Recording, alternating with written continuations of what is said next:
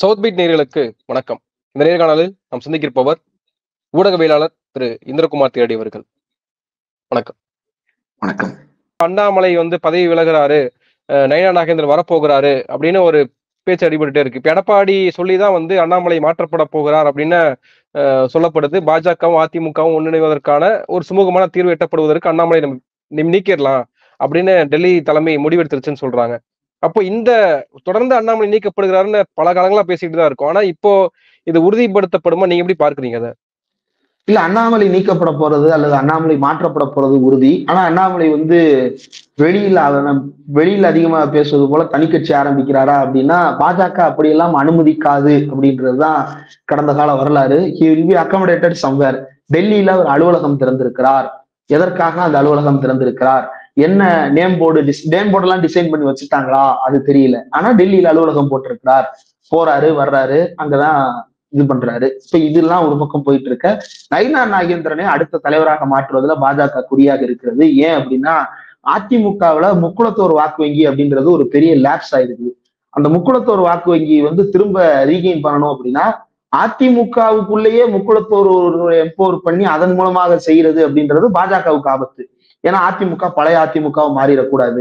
அப்ப அதை என்ன செய்யலாம் அப்படின்னா, இதுதான் பாஜகவினுடைய அரிப்பு அரசியல்,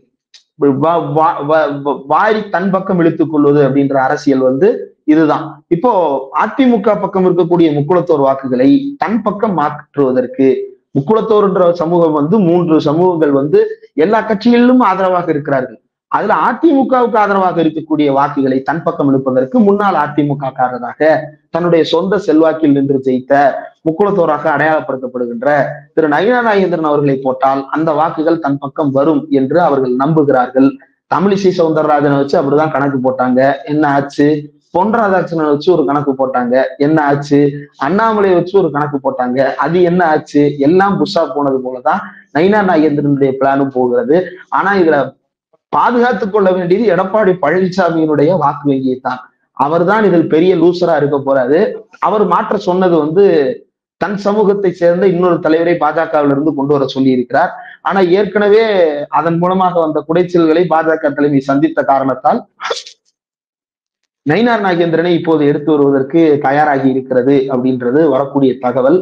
அண்ணாமலை தன்னுடைய அரசியல் முதிர்ச்சியின்மை காரணமாக தனக்கு இருக்கக்கூடிய பொறுப்பை அவரே இழந்திருக்கிறார். ஆனாலும் அவர் தமிழ்நாட்டு அரசியலை விட்டு அவ்வளவு சீக்கிரம் போயிட மாட்டார் அப்படின்ற ஒரு நிம்மதியான செய்தியும் நம்மளுக்கு இருக்கிறது. அண்ணாமலை இருக்குன்ற இப்ப நேற்று கூட கேபிட்ரால்னு ஒரு சேனல், அந்த சேனல்லாம் டெய்லி சோசியல் மீடியாஸ்ல அரசியல் கேலிகளை பகிர்வதுதான் அவங்களுடைய வேலையே. அப்ப அவங்க எல்லாம் நேற்று அறிக்கை கொடுத்திருக்கிறாங்க, தயவு செய்து போயிடாதீங்க, எங்களுக்கு கண்டென்ட் இருக்காதுன்னு. அவர் இங்கதான் சுத்திக்கிட்டு இருப்பாரு. ஏன்னா ஒரு ஒரு ஆட்டுக்கு பரப்பு ரொம்ப குறைவு தானே, அந்த பரப்புக்குள்ளதான் அவரால் விளையாட முடியும். அவருக்கான உணவு தேவைகள்னு நிறைய இருக்கிறது. அவருடைய ஸ்பான்சர்ஸை சமாளிச்சுக்கிட்டு ஏமாத்திக்கிட்டு தன்னுடைய மச்சனனோட குவாரியை நடத்தி கொண்டு அவர் பாட்டுக்கிறார். நாடாளுமன்றத்துல வக்பு சட்ட திருத்த மசோதா தாக்கல் செய்யப்பட்டிருக்கு. ஒன்றிய சிறுபான்மைத்துறை அமைச்சர் கிரண் ரிஜிஜு தாக்கல் செய்யறப்போ அவர் சில வார்த்தைகளை சொல்றாரு. எதிர்கட்சி எம்பிக்கள் நம்ம இந்த சட்ட திருத்த மசோதாவை கொண்டு வரல அப்படின்னா நம்ம பேசிக்கிட்டு இருக்கக்கூடிய இந்த நாடாளுமன்ற கட்டிடத்தை கூட வக்பு சொத்து அப்படின்னு சொல்லிடுவாங்க அப்படின்னு நக்கலா சொல்றாரு.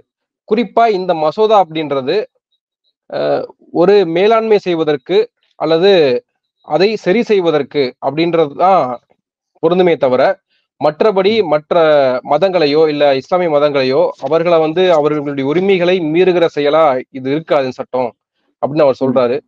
நீங்க ட்விட்டர்ல இது இருண்ட காலத்துக்கு தள்ளிட்டு போயிடும் இந்த மசோதா அப்படின்னு நீங்க சொல்லியிருக்கீங்க. ஏன் அப்படி சொன்னீங்க? உங்களுடைய பார்வை என்னதுல? ஆடு நனையுதுன்னு ஓனா ஏன் அழுகுது அப்படின்னு கேட்பாங்க. ஆனா அதை கண்ணு முன்னாடி நிறுத்தி இருக்கிறாங்க ஒன்றிய அமைச்சர்களாகிய கிரண் ரிஜிஜு உள்ளிட்டவர்கள் மற்றும் ஆளும் கட்சியாகிய பிஜேபியின் உறுப்பினர்கள். இதுவரை நாடாளுமன்றத்துல எந்த அரசியலமைப்பு சட்டத்தினுடைய பகுதிகளை எல்லாம் அவங்க பேசவே மாட்டாங்களோ அதையெல்லாம் இன்றைக்கு எடுத்து பேசுறாங்க.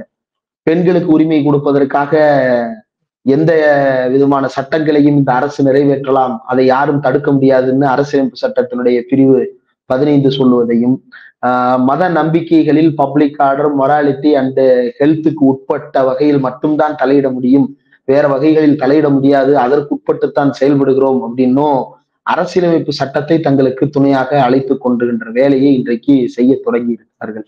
இது எப்படின்னா, பொதுவா இந்த மூட நம்பிக்கையை பரப்புகின்றவர்கள் அறிவியல் வளரும் போது அறிவியலுக்கு எதிரான கருத்துக்களை ஒரு காலகட்டத்தில் சொல்லி கொண்டிருந்தாங்க. ஆனா அறிவியல் வளர்ச்சியை தடுக்க முடியாது அப்படின்னு தெரிந்ததற்கு பிறகு அறிவியலையே தங்களுக்கு துணைக்கு அழைத்துக் கொள்ளுகின்ற வேலையெல்லாம் தொடங்க ஆரம்பிச்சாங்க. குருட்டுத்தனமான நம்பிக்கைகளுக்கெல்லாம் அறிவியலை மிஸ்அப்ராப்ரியேட் பண்ணிக்கிறது, அல்லது தனக்கு ஏற்ற மாதிரி அறிவியலை பேசுவது அப்படின்ட்டு. உதாரணத்திற்கு, ஒரு மனிதனுடைய தலைக்கு பதிலாக வேறொரு விலங்கினுடைய தலையை வைத்து உயிர் கொடுக்கப்பட்டது அப்படின்னா அதுக்கு பேரு பிளாஸ்டிக் சர்ஜரி அப்படின்னு சொல்லிட்டு இஷ்டத்துக்கு பேர் வச்சுக்கிறதாக. ஓடுது அப்படின்றதுக்காக அது நதியும் சாக்கடையும் ஒன்னாயிர முடியாது இல்லையா? அது போலத்தான் பாஜக அரசியலமைப்பு சட்டத்தை பேசுவது என்பதும். அதே நேரத்தில் கிரண் ரிஜிஜு கோவப்பட்டு என்ன கேட்கிறாருன்னா, நான் அரசியலமைப்பு சட்டத்துல இருக்கக்கூடிய பிரிவை வாசிக்கிறேன், நீங்க எல்லாம் கத்துறீங்க, இவ்வளவுதான் உங்களுக்கு அரசியலமைப்பு சட்டத்தின் மீதான பாசமா அப்படின்னு கேட்கிறாங்க. அந்த அரசியலமைப்பு சட்டத்தை ஏற்றுக்கொள்ள முடியாது, அந்த அரசியலமைப்பு சட்டம் இந்தியாவுக்கு பொருந்தாது, நாங்கள் வேறு ஒன்றை மாற்றப் போகிறோம்னு சொல்லுகின்ற RSS தலைமை அலுவலகத்திற்கு மற்றும் அந்த அரசியலமைப்பு சட்டத்தை உருவாக்கி தந்த அம்பேத்கரினுடைய தீக்ஷா பூமிக்கும் ஒரே நேரத்தில் போயிட்டு வந்தாரு நரேந்திர தாமோதரதாஸ் மோடி. அவர் இந்த அரசியலமைப்பு சட்டத்தை அவமதிக்கிறாரா இல்ல RSS தலைமை அலுவலகத்தை அவமதிக்கிறாரா அப்படின்னு கிரண் ரிஜிஜுட்ட அடுத்த எதிர்கட்சி உறுப்பினர்கள் கேட்பாங்க அப்படின்னு நினைக்கிறேன். இன்றைக்கு நிறைவேற்றப்படவிருக்கின்ற அல்லது இன்றைக்கு தாக்கல் செய்யப்பட்டிருக்கின்ற இந்த மசோதா இதனுடைய நோக்கம் என்ன அப்படின்றத தொடர்ந்து விவாதிச்சுட்டு இருந்தோம். அந்த நோக்கத்தை இன்றைக்கு அமைச்சர் கிரண் ரிஜிஜு தெளிவுபடுத்தி இருக்கிறார். இது இஸ்லாமியர்களுடைய சொத்துக்களை அபகரிப்பதற்காகவும், இஸ்லாமியர்களிடம் இருக்கக்கூடிய கல்வி நிறுவனங்கள், மசூதிகள், தர்காக்கள் மற்றும் அவர்களுக்கு சொந்தமான மைதானங்கள் உள்ளிட்ட அனைத்தையும் கையகப்படுத்திக் கொள்வதற்காகவும் வருகின்ற திட்டமாக இந்த திட்டம் கொண்டு வந்திருக்கிறோம் அப்படின்றத வெளிப்படையாக ஒத்துக்கொள்ள தொடங்கி இருக்கிறார். இல்ல, எல்லா தரவுகளையும் கணக்குகளையும் சென்ட்ரலைஸ் பண்ணி அதை டிஜிட்டைஸ் பண்ணி அதை டிரான்ஸ்பரன்சியா மக்களுக்கு நம்ம காட்ட போறோம், ஆடிட் பண்ண போறோம், இதுல என்ன பிரச்சனை இருக்குன்னு தானே அவங்க கேக்குறாங்க. இதே மாதிரி கோயில் சொத்துக்களை டிரான்ஸ்பரண்டா காட்டுங்க. இந்தியா முழுக்க இருக்கக்கூடிய கோயில்களில் எவ்வளவு நகைகள் தங்க ஆபரணங்களாக, வெள்ளி ஆபரணங்களாக அல்லது மாணிக்கம், வைரம் உள்ளிட்ட நவரத்னங்களாக எவ்வளவு அசையும் சொத்துக்கள் இருக்கிறது, அதே நேரத்துல நிலமாக, கடையாக, வளாகங்களாக அந்த கோயில்களுக்கு இந்தியா முழுவதும் எவ்வளவு சொத்துக்கள் இருக்குன்னு ஒரு சென்ட்ரலைஸ்டு டேட்டா இருக்கா? மாநிலத்துக்கு மாநிலம் தனித்தனியா அறநிலையத்துறை இருக்குது, அது சில மாநிலங்கள்ல இருக்குது, சில மாநிலங்கள்ல அது வெவ்வேறு சட்டங்களின் கீழே வச்சிருக்கிறாங்க. இந்தியா முழுக்க அது எல்லாத்தையும் ஒரே சட்டத்தின் கீழே ஒருங்கிணைக்கிறாங்களா? ஏன் கொண்டு வரல? கொண்டு வருவார்கள். எப்போது கொண்டு வருவார்கள் என்றால், இந்த முஸ்லிம் சொத்துக்களையும் விற்று தீர்த்ததற்கு பிறகு விற்பனை செய்வதற்கு நிலம் தேவைப்படும் பொழுது அதை கொண்டு வருவார்கள். அது வரைக்கும் என்ன செய்வாங்கன்னா அறநிலையத்துறை ஒழிக்க வேண்டும் என்று போராட்டம் நடத்துவார்கள். ஒரு உதாரணத்துக்கு சொல்றேனே, இந்தியா முழுக்க இருக்கக்கூடிய வக்ஃபு இடங்கள் வக்ஃபு வாரியத்தின் கீழே தான் இருக்கிறது. அது மாநில அளவிலான ஒவ்வொரு வக்ஃபு வாரியம் இருக்கிறது. அது எல்லாவற்றையும் நிர்வகிக்கிற சென்ட்ரல் வக்ஃப் ஆக்ட் ஒன்று இருக்கிறது, 1956 ஆக்ட் ஒன்று இருக்கிறது. அதை திருத்தம் பண்ணி இப்போ வரைக்கும் வந்திருக்கிறோம். இப்ப இது எல்லாமே ஆரம்பத்திலிருந்தே ஒன்றிய அரசாங்கத்தினுடைய மேலாண்மைக்கு கீழே தான் வந்துட்டு இருக்குது. ஆனா கோயில் அப்படின்றத பொறுத்தவரையில இப்ப தமிழ்நாட்டுல இருக்கக்கூடிய கோயில்கள் இந்து சமய அறநிலையத்துறையின் கீழே வருகிறது. அந்த இந்து சமய அறநிலையத்துறைக்கு என்று அமைச்சர் இருக்கிறார். அந்த அமைச்சருக்கு கீழே ஆணையர்கள் இருக்கிறார்கள், இணை ஆணையர்கள் இருக்கிறார்கள், துணை ஆணையர்கள் இருக்கிறார்கள், எக்ஸிகியூட்டிவ் டைரக்டர்ஸ் இருக்கிறாங்க, இன்னும் கீழே எக்ஸிகியூட்டிவ் ஆபீசர்ஸ் இருக்கிறாங்க, அதற்கு கீழே அறநிலையத்துறை ஊழியர்கள் இருக்கிறாங்க. இவ்வளவு பெரிய கட்டமைப்பு வைத்திருக்கிறோம். இதுவே குஜராத்ல நீங்க போய் பாத்தீங்க அப்படின்னா அறநிலையத்துறை இல்லைன்னு சொல்லுவாங்க. அறநிலையத்துறை இல்லையே தவிர அங்க என்ன நடந்துட்டு இருக்கு அப்படின்னா ஷாப்ஸ் அண்ட் எஸ்டாப்ளிஷ்மெண்ட்ஸ் ஆக்ட் அப்படின்னு ஒண்ணு இருக்குது. அதாவது கடைகள் மற்றும் நிறுவனங்களை நிர்வகிக்கக்கூடிய சட்டம் அப்படின்னு ஒண்ணு இருக்கு. கோயில்களை அந்த சட்டத்தின் கீழே தான் அவங்க நிர்வகிக்கிறாங்க. Hindu endowment and charitable trust நம்ம அந்த கோயில்களுக்கு ஒரு மதிப்பை கொடுத்து நாம நிர்வகிக்கிறோம். அவங்க அதை என்னவா கருதுறாங்கன்னா கடைகளாகவும் வணிக வளாகங்களாகவும் அதன் கீழே வரக்கூடியதாகவும் அவங்க அதை கருதுறாங்க. அதன் கீழே தான் அது எல்லாத்தையுமே பதிவு செய்திருக்கு. ராமர் கோயில் கட்டினா நிறைய டூரிஸ்ட் வருவாங்க, நிறைய கடைகள் கட்டப்படும், நிறைய வருமானங்கள் அது மூலியமா நம்ம இந்தியாவுக்கு கிடைக்கும் அப்படின்னு தான் அவரே சொன்னாரு. அப்போ உங்களுடைய நோக்கம் ராமருக்கு சேவை செய்வதோ அல்லது இந்து பக்தர்களுக்கு பக்தியை பரப்புவதோ அல்லது இந்து சமயத்தை அடுத்த கட்டத்திற்கு எடுத்து சென்று வளர்ப்பதோ உங்களுடைய நோக்கம் இல்லை. அதில் மத நோக்கம் இல்லை, வணிக நோக்கம் தான் இருந்தது. அந்த வணிக நோக்கத்திற்காகத்தான் பாபர் மசூதி இடிச்சிங்களா? வணிகம் தான் நோக்கம் என்றால் பாபர் மசூதியை வைத்து வணிகம் செய்திருக்கலாமே. எதற்காக ராமர் கோயில் கட்டி வணிகம் செஞ்சீங்க? இப்ப இவங்களே என்ன சொல்றாங்க, தொடர்ந்து அமைச்சர்கள் பேசும் பொழுது, ராமர் கோயில் கட்டியதற்கு பிறகு, மகா கும்பம் நடந்ததற்கு பிறகு இத்தனை கோடிகள் வருமானம் வந்திருக்கிறது, அப்படி பாருங்க எப்படி வளர்ந்திருக்கிறோம் பாருங்க அப்படின்னு சொல்றாங்க. அதே பாபர் மசூதியை சுத்தி ஒரு நல்ல சுற்றுலா தலத்தை உருவாக்கி, அங்க பூங்காக்களை உருவாக்கி, அந்த மசூதியை புதுப்பொலிவோடு அவங்க மெயின்டைன் பண்ணியிருந்தாங்க அப்படின்னா, எப்படி தாஜ்மஹாலுக்கு லட்சக்கணக்கான பயணிகள் தினமும் போய் பார்வையிடுறாங்களோ அதே மாதிரி அங்க இருக்கக்கூடிய பாபர் மசூதிக்கும் போய் பார்வையிட்டு வர போறாங்க. அதே போல அது பல மதங்களுக்கான ஒரு நல்லிணக்க தலமாகவும் அதை அமைத்திருக்கலாமே. ஏன் அதை செய்யாம அதை போய் இடிக்கணும்னு கிளம்புனாங்க? அப்ப முதலில் இவங்க சொன்னது பக்தியின் நோக்கம், இப்ப இவங்க செய்யறது வியாபார நோக்கம். அப்ப எது இவங்களுடைய நோக்கம் அப்படின்றதே கேள்விக்குள்ளாகுதே. இது அப்படி இல்லை. இத நாளைக்கு என்ன செய்வாங்க அப்படின்னா, அந்த வளாகம் முழுவதையும் அதானிக்கு கைமாற்றி விடுவார்கள். அப்ப இதுல ஒரே கல்லுல ரெண்டு மாங்கா. ஒண்ணு பக்தியின் பேரால் மக்களை ஏமாற்றுவது, இரண்டாவது வணிகத்தின் பெயரால் சூறையாடுவது, மூன்றாவது அதை தனியார் முதலாளிகளுக்கு விற்பதன் மூலமாக கார்பரேட் லாபம் அடைவது என்று ஒரே கல்ல 3 மாங்காய்களை அடிக்கக்கூடிய வேலையைத்தான் பிஜேபி செய்திருக்கிறது ராமர் கோயில் விஷயத்துல. பேக் டு வக்ஃப் மசோதா. வக்ஃப் மசோதா அப்படின்றத பொறுத்தவரையில இந்தியாவிலேயே அதிக சொத்துக்கள் வைத்திருக்கக்கூடிய தனியார் அமைப்பாக இந்த வக்ஃபை கன்சிடர் பண்றாங்க. நான் என்ன கேட்கிறேன், இதே மாதிரி கோயில லிஸ்ட் பண்ணுங்க, ஏன் நீங்க சர்ச்சஸை லிஸ்ட் அவுட் பண்ணுங்க. கோயில் லிஸ்ட் அவுட் பண்றதன் மூலமாக கோயிலுக்கு கீழே எவ்வளவு நிலங்கள் இருக்கிறது இந்தியா முழுவதும் அப்படின்னு லிஸ்ட் அவுட் பண்ணுங்க. ஏன் அதை பண்ண மாட்டேங்கிறீங்க? தமிழ்நாட்டுல ஆதீனத்தின் கீழே எவ்வளவு நிலங்கள் இருக்கு ஒட்டுமொத்தமாக லிஸ்ட் அவுட் பண்ணுங்க. ஏன் லிஸ்ட் அவுட் பண்ண மாட்டீங்க? அப்படி லிஸ்ட் அவுட் பண்ணிட்டு யாரிடம் சொத்துக்கள் அதிகம் இருக்கிறது அப்படின்றத அதுக்கப்புறம் நம்ம பேசுவோம். ஏன் எடுத்த உடனே இதை மட்டும் எடுத்துட்டு வர்றீங்க? அப்ப ஒரு இன்கம்ப்ளீட் டேட்டா, இது ஹாஃப் ட்ரூத். இதை வைத்து மக்களை எப்படி மேனிபுலேட் பண்றாங்க அப்படின்னா, பாருங்க இவ்வளவு பேரும் முஸ்லிம்கள் சொத்து வச்சிருக்கிறாங்க பாருங்க அப்படின்னு சொல்லிட்டு இஸ்லாமியர்களுக்கு எதிராக நீங்க ஊருக்குள்ள நல்லா பாருங்க. வக்ஃப் நிலம் அப்படின்றத நீங்க எங்க பார்க்க முடியும் அப்படின்னா, ஊருக்குள்ள 2 தர்கா இருக்கும், ஊருக்குள்ள 2 மசூதி இருக்கும், அது போக ஒரு முஸ்லிம் ஸ்கூல் ஒண்ணு இருக்கும், அப்படி இல்லைன்னா ஒரு காலேஜ் ஒண்ணு இருக்கும். இந்த இடத்தை தவிர வேற எங்கேயாவது முஸ்லிம் லேண்ட்ஸ் அப்படின்னு சொல்லிட்டு வக்ஃப் நிலங்கள் நீங்க பார்த்திருக்கீங்களா? பார்த்திருக்கவே மாட்டீங்க. ஏன்னா அப்படி ஒண்ணு கிடையாது. அது எங்கெங்கேயோ இருக்கக்கூடியதை பூராத்தையும் கொலேட் பண்ணிட்டு மொத்தமா கொண்டு இவங்க நம்மளுக்கு கொடுக்கக்கூடிய மதிப்பீடு. அப்ப கண்ணு முன்னாடி நம்ம பார்ப்பது என்ன அப்படின்றத யோசிச்சு பார்ப்போம். ஒரு கோயில் இருக்கு அப்படின்னா அந்த கோயிலை சுற்றி இருக்கக்கூடிய 4 வீதிகள், எல்லா திசைகளிலும் பரவுகின்ற அந்த 4 வீதிகளில் இருக்கக்கூடிய பெரும்பாலான கடைகள், பெரும்பாலான நிலங்கள் மொத்தமும் அந்த கோயிலுக்கு சொந்தமானதாக இருக்கிறது. அறநிலையத்துறை கீழ் இருக்கக்கூடியது மட்டும் இல்ல, அறநிலையத்துறைக்கு வெளியில் இருக்கக்கூடிய ஒவ்வொரு சாதியினரும் வைத்திருக்கக்கூடிய கோயிலை சுற்றி இருக்கக்கூடிய வணிக வளாகங்கள், கல்லூரிகள், பள்ளிகள் உள்ளிட்ட அத்தனையும் வருகிறது. அப்ப இதெல்லாம் என்ன சொல்ல போறீங்க? அப்ப இதை விட்டுருவோம். இப்ப ஹிந்து முஸ்லிம்ன்ற கம்பாரிசனை விட்டுருவோம். இப்ப முஸ்லிம் ஏன் இந்த கம்பாரிசனை நம்ம பேச வேண்டியது வருதுன்னா, இவங்க வக்ஃப் சொத்துக்களை என்ன சொல்றாரு அப்படின்னா, வக்ஃபுக்கு இவ்வளவு சொத்துக்கள் இருக்கிறது, இந்த சொத்துக்கள் இவ்வளவு இருந்தும் கூட இந்தியாவில் இஸ்லாமியர்கள் எவ்வளவு கஷ்டப்படுறாங்க, எவ்வளவு பிற்படுத்தப்பட்டிருக்கிறாங்க, அவங்க எவ்வளவு பொருளாதார நிலையில கீழே இருக்கிறாங்க அப்படின்னு சொல்லிட்டு அருணாச்சல பிரதேசத்தில் புத்த குடும்பத்தில் பிறந்து பாஜகவுக்கு கால்வரடி கொண்டிருக்கின்ற கிரண் ரிஜிஜு பேசுகிறார். ரைட். ஏன் இந்த டேட்டா அப்படின்னா, இது நான் பின்னாடி இருக்கிறேன், இவருடைய பேக்ரவுண்ட சொன்னதுக்கான காரணத்தை பின்னாடி சொல்றேன். இவர் என்ன சொல்றாரு அப்படின்னா, இவ்வளவு சொத்துக்கள் இருக்கே அப்படின்னு. அப்ப கோயில்களுக்கு இவ்வளவு சொத்துக்கள் இருக்குல்ல, இவ்வளவு சொத்துக்கள் இருக்கக்கூடிய கோயில்கள் யாருக்கு சொந்தம்? இந்துக்களுக்கு சொந்தம்னு சொல்றாங்கல்ல. அந்த இந்துக்கள்லாம் ஏன் ஏழையாவே இருக்கிறாங்க? உலக பட்டினி குறியீட்டுல இந்தியாவுடைய இடம் என்பது 120க்கு கீழே தான் எப்பவுமே இருந்திருக்கு. அதுல ரொம்ப முக்கியமான டேட்டா என்ன அப்படின்னா, 120க்கு கீழே இருக்கிறது இல்ல, உலகில் பட்டினியால் வாடுகின்ற அல்லது ஊட்டச்சத்து குறைபாட்டால் வாடுகின்ற 50% மக்கள் தொகை இந்தியாவில் இருக்கிறது அப்படின்றது அந்த டேட்டா.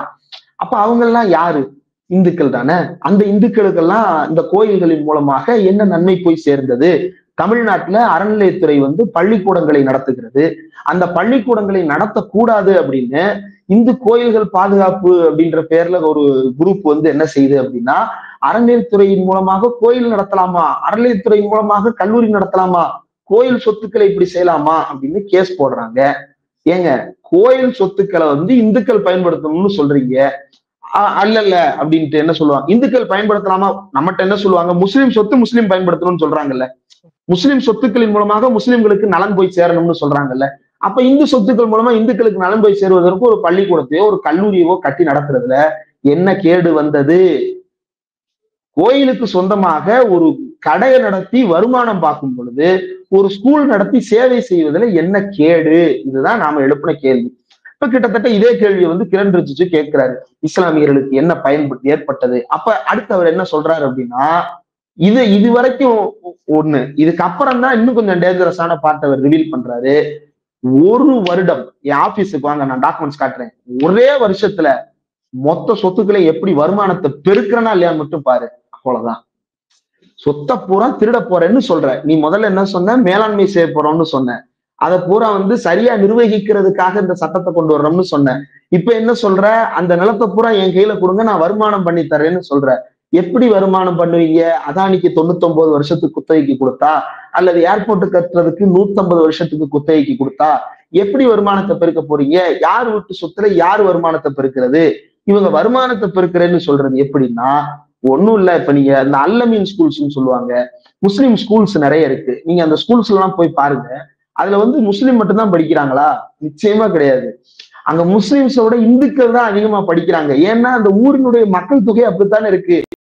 அதிகமா இந்துக்கள் தானே இருக்கிறாங்க. இப்ப அவங்க இந்த ஸ்கூல்ல நல்லா சொல்லி கொடுக்குறாங்கன்னு கொண்டு போய் சேர்க்கிறாங்க. அந்த ஸ்கூல்ஸ்ல போய் படிக்கக்கூடிய இந்துக்களை வந்து இவங்க என்ன செய்ய போறாங்க? இப்ப என்னன்னா, கோயில்களுக்குள்ளேயோ அல்லது வந்து மசூதிகளுக்குள்ளேயோ உள்ள போய் நோண்ட முடியல. சட்டம் வந்து ஜனநாயக சக்திகள் அந்த சட்டத்தை வந்து மக்கள் மத்தியில பிரச்சாரம் பண்ண தொடங்கிட்டாங்க. அப்ப மசூதியை நோண்டுறதுக்கு இவங்களுக்கு வேற ஒண்ணு தேவைப்படுது. அதுக்குதான் இந்த வக்ஃப் மசோதான்னு கொண்டு வந்து அந்த நிலங்களை பூரா இவங்க நாளைக்கு என்ன சொல்லுவாங்க? எந்த இடத்தை இவங்க நினைச்சாலும் அது வக்ஃப் நிலம் இல்ல அப்படின்னு சொல்ல போறாங்க. அதுக்குதான் இந்த சட்டம். அது வக்ஃப் நிலம் இல்லைன்னு சொல்லிட்டா அந்த இடத்துல மசூதி இருந்தாலும் இடிச்சிடலாம், தர்கா இருந்தாலும் இடிச்சிடலாம், ஸ்கூல் இருந்தாலும் இடிச்சிடலாம், காலேஜ் இருந்தாலும் இடிச்சிடலாம், பிளே கிரவுண்ட் இருந்தா அதை அதானிக்கு டைரக்டாவே வித்துறலாம், பிளாட்டை போட்டு வித்துறலாம். இப்படி இந்த இடங்களை கையகப்படுத்துவதுதான் இவர்களுடைய ஒரே நோக்கம். இது இந்தியாவுக்கு ஒரு பெரிய இருண்ட காலம்னு நான் சொன்னதுக்கு காரணம் என்ன அப்படின்னா, ஒரு சில ஆண்டுகளுக்கு முன்பு, சில ஆண்டுகள்னா ராமர் கோயில் இடிக்கப்படுகின்ற அந்த 1990-95 காலகட்டத்துல கர்நாடகால ஹுப்ளி அப்படின்ற மாவட்டத்துல இட்கா மைதான் அப்படின்னு சொல்லிட்டு ஒரு மைதானம் இருக்கிறது. அந்த மைதானம் வந்து யாருக்கு சொந்தமானது அப்படின்னா, இஸ்லாமியர்களுக்கு சொந்தமானது. எப்படி சொந்தமானது அப்படின்னா, அது வந்து ஒரு நீண்ட கால அடிப்படையில அவர்களுக்கு ஒப்பந்தம் செய்து கொடுக்கப்பட்டிருக்கக்கூடியது. அதை அவங்க வழி வழியாக பாக்கியமாக அனுபவித்து வருகிறார்கள். அதை தனிநபர் யாரும் அனுபவிக்க போறது கிடையாது. அந்த இடத்துல என்ன நடக்கும் அப்படின்னா, ஒரு மாஸ் கேதரிங் ஏதாவது நடக்கும் பொழுது அந்த இடத்துல அவங்க தொழுகை நடத்துவாங்க. நீங்க ஊருக்குள்ள பெரிய பெரிய கோயில்களுக்கு பாத்தீங்கன்னா, அந்த கோயிலுக்கு சொந்தமான பொட்டல் அப்படின்னு சொல்லுவாங்க. அதாவது ஒரு பெரிய காலி இடம். அங்க என்ன நடக்கும் அப்படின்னா, திருவிழாவின் பொழுது மேடை நிகழ்ச்சிகள் நடக்கும். திருவிழாவின் பொழுது சுவாமி தரிசனம் செய்வதற்கான நிகழ்ச்சிகள் அந்த இடத்துல ஏற்பாடு செய்யப்படும், இல்லைன்னா பொருட்காட்சி நடத்தப்படும்.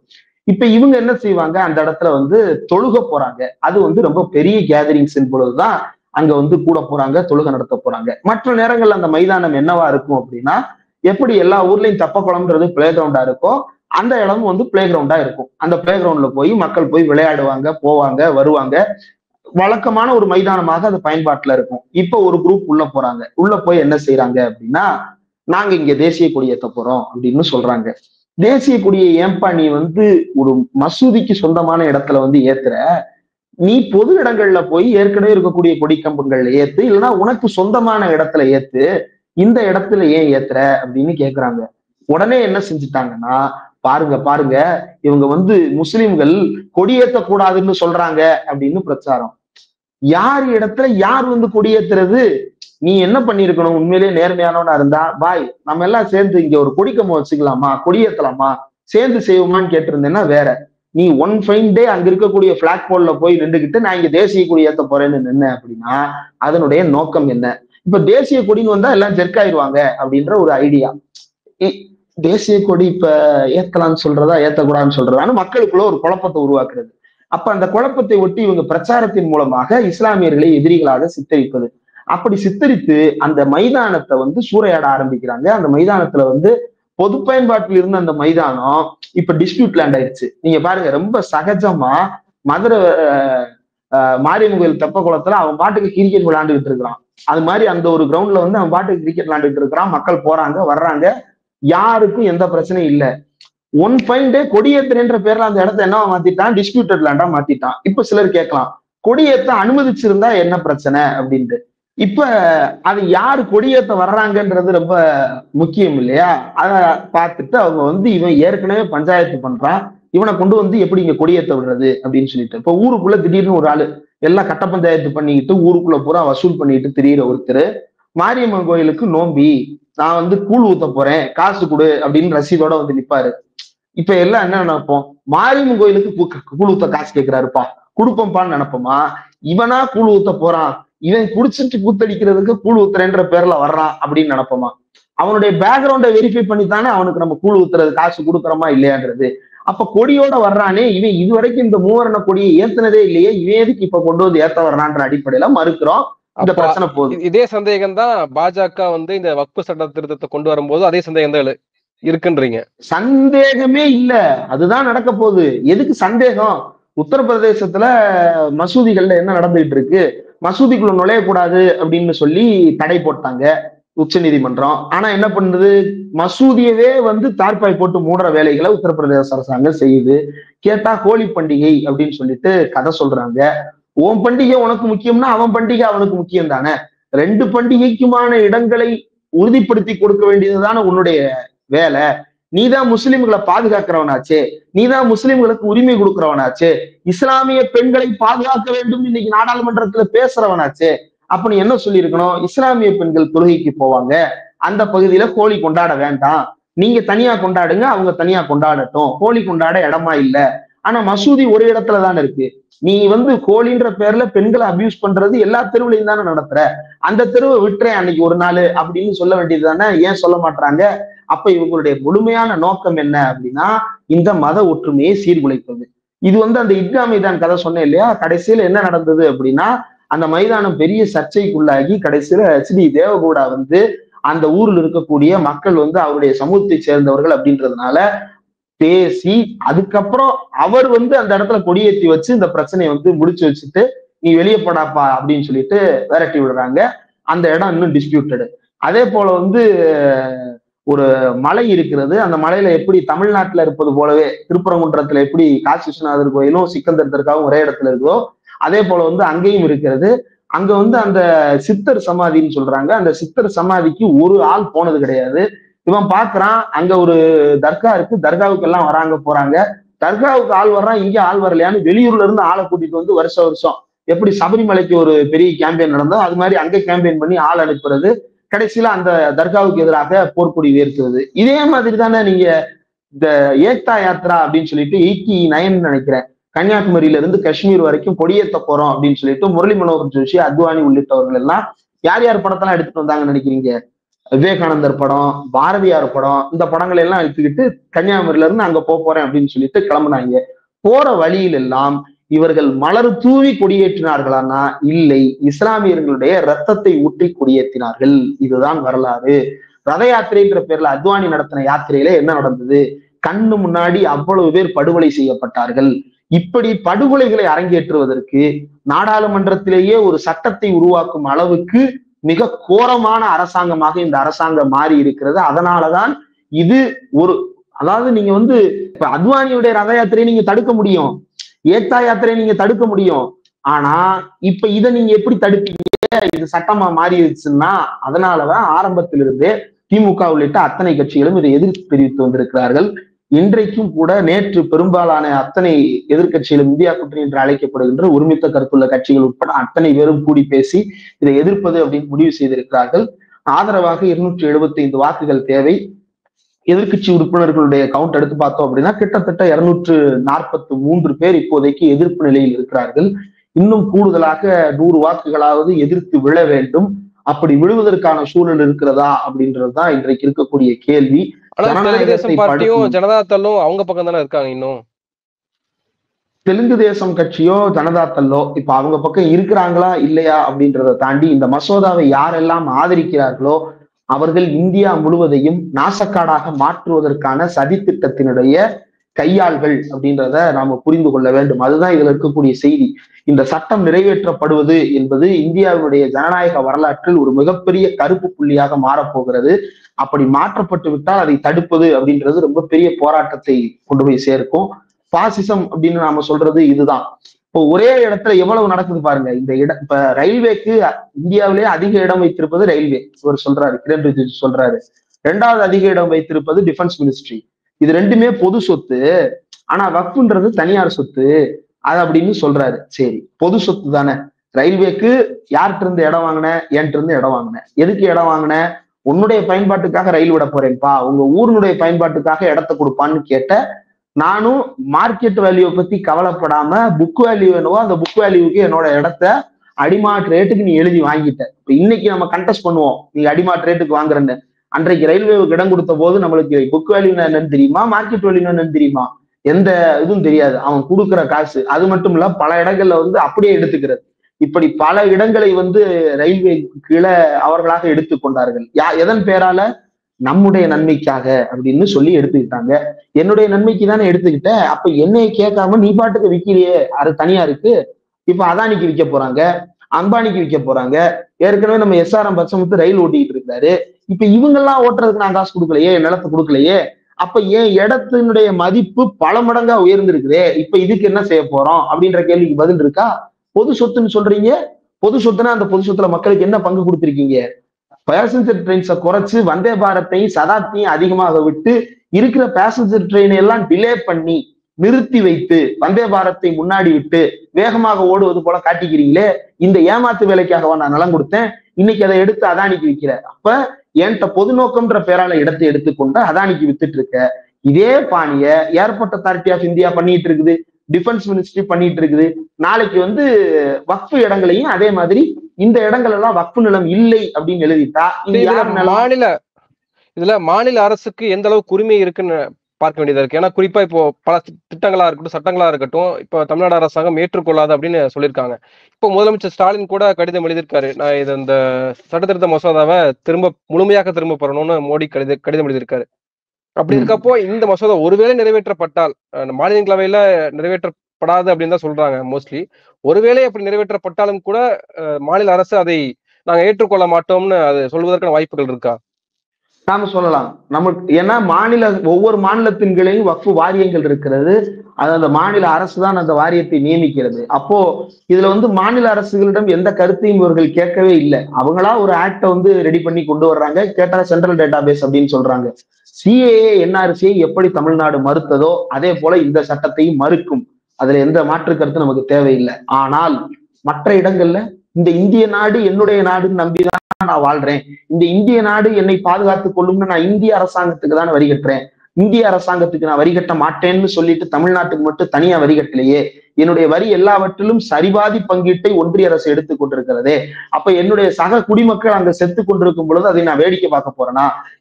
நம்மளுக்குள்ள வராது. இப்ப அப்படிதான் பேசுறாங்க தமிழ்நாட்டில் இருக்கக்கூடிய சில புதிய கட்சிகளை சேர்ந்தவர்கள். தமிழ்நாட்டுல இப்ப எல்லாத்தையும் நம்ம ஒழிச்சிட்டோம். 2014 ஜெயலலிதாவே எல்லாத்தையும் ஒழிச்சு கட்டிட்டாங்க. புதுசா என்ன வரப்போகுது?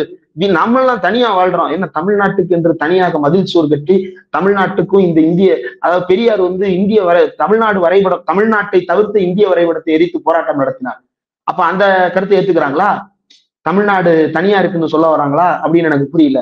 இந்திய அரசாங்கத்துக்குள்ள தான் தமிழ்நாடு இருக்கு. நாம இந்த அரசு இருக்க கண்டு இதை போராடிட்டு இருக்கு. எடப்பாடி சித்தப்பா என்ன சொன்னாரு? CAA நல்லதுன்னாரு, NRC நல்லதுன்னாரு, NPR நல்லதுன்னாரு, 3 வேளாண் சட்டங்கள் நல்லதுன்னாரு, 3 மொழி கொள்கை நல்லதுன்னாரு, எல்லாத்தையும் நல்லதுன்னு சொல்லி மக்கள்கிட்ட ஏமாத்திக்கிட்டுல இருந்தாரு. ஒரு மோசமான சேல்ஸ்மேன் கூட நீங்க ஒரு பெரிய கடைக்கு போறீங்க, அந்த கடையில 2 ப்ராடக்ட் இருக்கு அப்படின்னா, இந்த ப்ராடக்ட் வேண்டாம் சார், இதுல சில கம்ப்ளைண்ட்ஸ் வருது, நீங்க இதை சூஸ் பண்ணுங்க அப்படின்னு அந்த சேல்ஸ்மேனே ஒரு குற்ற உணர்ச்சியில நம்மள்ட்ட சில உண்மைகளை சொல்லுவாங்க. எடப்பாடி பழனிசாமி பாஜகவினுடைய மிக கேவலமான ஒரு சேல்ஸ்மேனை போல நடந்து கொண்டு அவன் என்ன சொன்னாலும் அதை அப்படியே இங்க நம்மள்ட்ட அப்படியே ஒப்பிச்சுக்கிட்டு இருந்தாரு. வேளாண்மை சட்டம் கொண்டு வரும்போது தமிழ்நாட்டு விவசாயிகளுக்கு பாதிப்பு இல்லை, CAA NRC கொண்டு வரும்போது தமிழ்நாட்டு முஸ்லீம்களுக்கு பாதிப்பு இல்லை. அப்ப இந்தியாவில் இருக்கக்கூடிய பிற முஸ்லீம்களை பத்தி உனக்கு கவலை இல்லையா? அந்த முஸ்லீமுக்கு சேர்த்தானே நம்ம இங்க வாழ்ந்துகிட்டு இருக்கிறோம். அந்த முஸ்லீமுக்கு ஏதாவது ஒரு பாதிப்புனா இங்க இருக்கக்கூடிய முஸ்லீமுக்கு நாளைக்கு விடிய தானே போகுது. அப்ப இங்க இருக்கக்கூடிய முஸ்லீமுடைய தொப்புள் குடி உறவாவோ நம்முடைய சக இந்தியனாவோ நீ அவனை பார்க்கலையா அப்படின்ற கேள்வி எல்லாம் எடப்பாடி நோக்கி எப்படி கேட்டோமோ அதே போலத்தான் இன்றைக்கு ஒன்றிய அரசாங்கத்தை நோக்கி நாம் கேட்டுக்கொண்டிருக்கிறோம். இது ரொம்ப ரொம்ப ரொம்ப ரொம்ப ஆபத்தான சட்டம். இந்தியா முழுவதும் இருண்ட காலத்தை. ஏன்னா நீங்க வந்து பகல்ல வந்து ரத்தம் வந்து தனியா தெரியும். ஏன் இருண்ட காலம் ரொம்ப ஆபத்தானது அப்படின்னா, அந்த இருளில் சிந்தப்படுகின்ற ரத்தம் யார் கண்ணுக்கும் தெரியாது. அப்படிப்பட்ட ஒரு கருங்காலத்தை நோக்கி நம்மை நகர்த்தி கொண்டிருக்கிறது இந்த பிஜேபி. நன்றி. பொறுத்திருந்து பார்ப்போம். வக்பு திருத்த சட்டம் அமல்படுத்த போதா அல்லது அண்ணாமலையுடைய எதிர்காலம் என்னவாக போகுதுன்னு பொறுத்திருந்து பார்ப்போம். நிறைய விஷயங்களை பகிர்ந்திருக்கீங்க. உங்க நேரத்துக்கு மிக்க நன்றி.